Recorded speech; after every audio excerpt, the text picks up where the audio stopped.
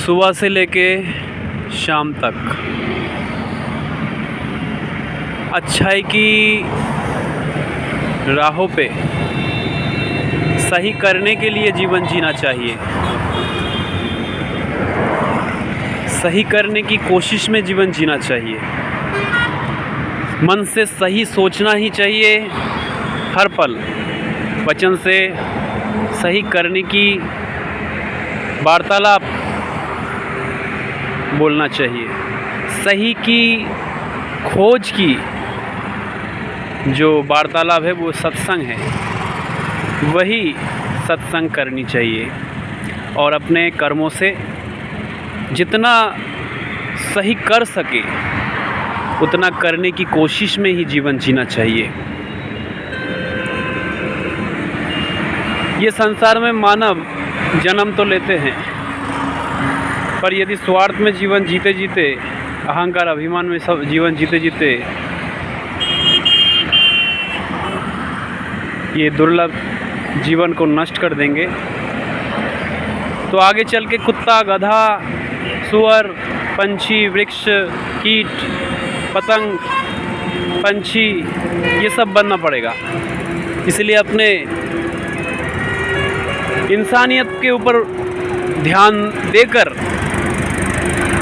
सही इंसानियत के जागरूकता में अच्छाई के लिए जीवन जीने की कोशिश में ही जीवन जीना चाहिए। ये स्पष्ट दर्शन हो रहे कि बच्चे बड़े हो रहे, धीरे धीरे जवान हो रहे, फिर बुढ़ापा आ रहा है और एक दिन शरीर छूट जा रहा है। तो तुम क्या पाने के लिए कोशिश करते हो? ईंट पत्थर का महल, धन दौलत, अच्छे अच्छे वस्त्र, मकान, गाड़ी, ये सब क्या है? सब यहीं पे धरा रह जाएगा। ठीक है, तुम प्राप्त करो अपनी ईमानदारी से और किसी अच्छा कार्य में लगाने के लिए अपने पास रखो, लेकिन ऐसा नहीं अभिमान अहंकार को बढ़ा के अपशब्द बोलते हुए, गलत सोच लेके, गलत कर्म की राहों पर ये जो मानव जीवन की दुर्लभता है उसे नष्ट कर दो। तो ये वास्तविक जीवन नहीं है, ये तो अज्ञान भरी महामूर्खता की जीवन है। इसलिए सही करने की कोशिश में मन से, वचन से, कर्म से हर सुबह जब सूर्य उदय होता है तो एक नया जीवन की शुरुआत होता है, एक नया जीवन मिलता है।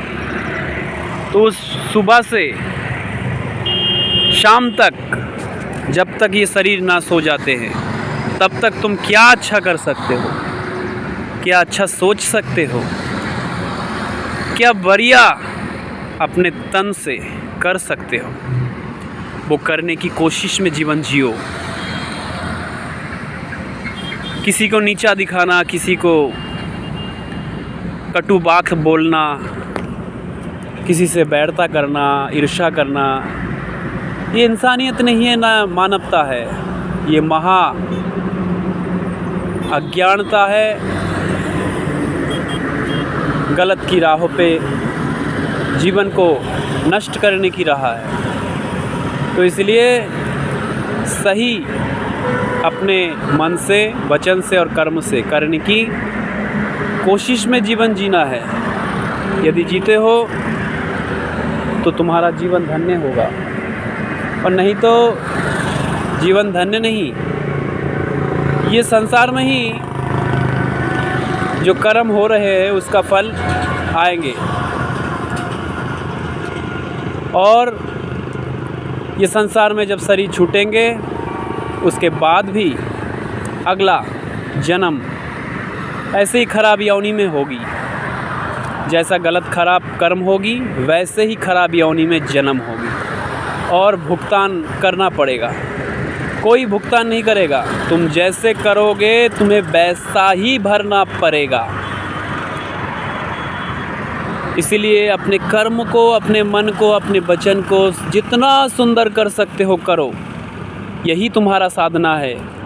और इसी सुंदरता को ही महात्मा कहा जाता है, महान आत्मा कहा जाता है, एक व्यापक व्याप्त परमात्मा से अभिन्न रूप कहा जाता है। तुम्हारी कोशिश सही के लिए जारी हर समय हर पल होनी चाहिए।